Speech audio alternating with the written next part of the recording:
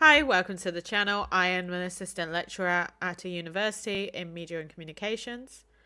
I'm debating if I'm going to go by my name or a character name, so bear with me. I teach skills workshops just like this, and why not help you guys as well?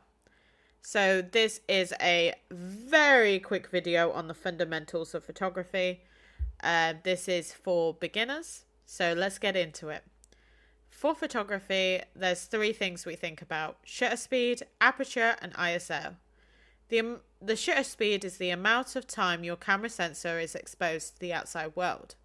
An aperture controls the amount of light that's allowed in.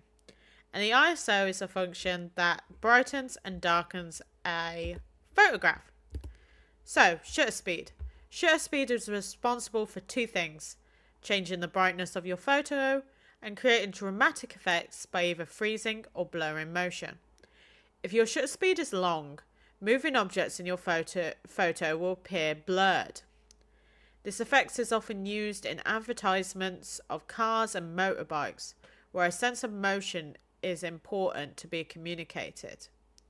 If you use a faster shutter speed, you can freeze motion, including fast moving objects. If you use a longer shutter speed, your camera sensor gathers a lot of light, and this will result in your photo being quite bright, like on the right. That's a lot of the sound right, isn't it? By using a quick shutter speed, your camera sensor is only exposed to a small fraction of light. This means it'll be darker, like on the left.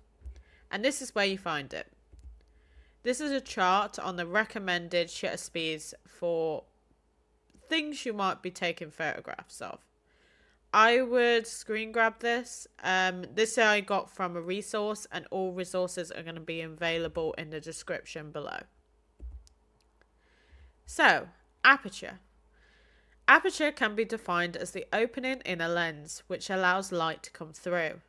It's an easy concept to understand if you think about your pupils. As you move between brighter and darker environments, your pupils become bigger or smaller depending on the amount of light.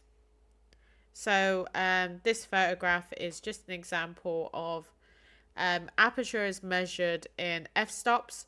So this shows how controlling the f-stop shows how much light is allowed in, like how big the hole is. So here's a chart for beginners on aperture. I would also screen grab this. This is really useful. So we're looking at f1.4 stop.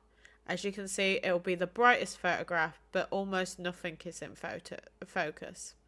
As we go to f22, everything's in focus, but it's darker.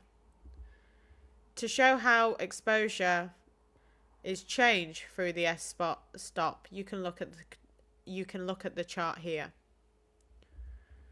This is a chart that shows how larger apertures will appear at nighttime. And this is where you would find your aperture on a camera.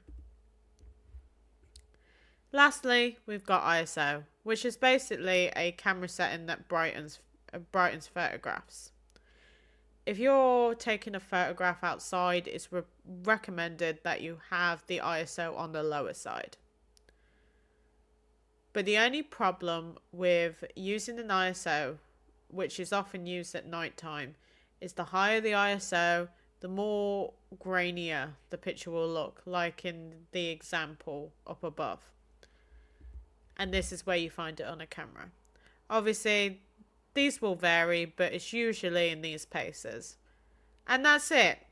Get outside and get experimenting.